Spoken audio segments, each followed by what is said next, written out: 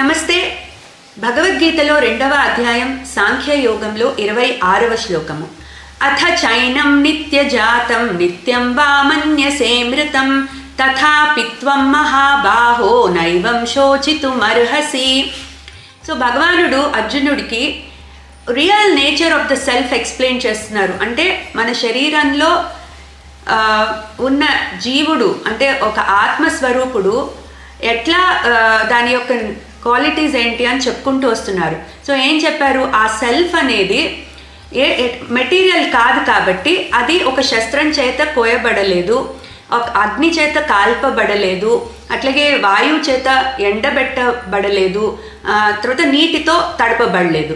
So ఈ material కాదు కాబట్టి ఇవేవి కూడా ఆత్మని ఇన్ఫ్లుయెన్స్ చేయలేవు అని చెప్పారు. అట్లాగే ఆత్మ అనేది మెటీరియల్ కాదు కాబట్టి అది మేనిఫెస్ట్ అవ్వదు, అది ఇమాజినేషన్కి అందదు, అండ్ దానికి ఎటువంటి మోడిఫికేషన్స్ లేవు అని చెప్పారు.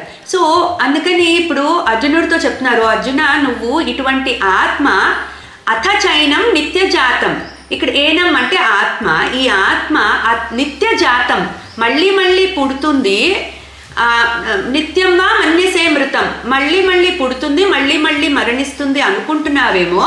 అంటే శరీరము పర్మనెంట్ కాదని చెప్పారు. సో శరీరంలో ఉన్న ఆత్మే కదా మరి మూవ్ అయ్యేది. సో దానికే ఈ పుట్టుక మరణము ఉన్నాయి అనుకుంటున్నావేమో నువ్వు. అట్లా అనుకున్నా కూడా నువ్వు శోకించాల్సిన పని లేదు. ఎందుకంటే ఆత్మ శాశ్వతమైనది, అది ఎప్పటికీ ఉంటుంది అని ఇంకొకసారి అర్జునుడికి ఆత్మ యొక్క పర్మనెన్సీని గుర్తు చేస్తున్నారు భగవానుడు.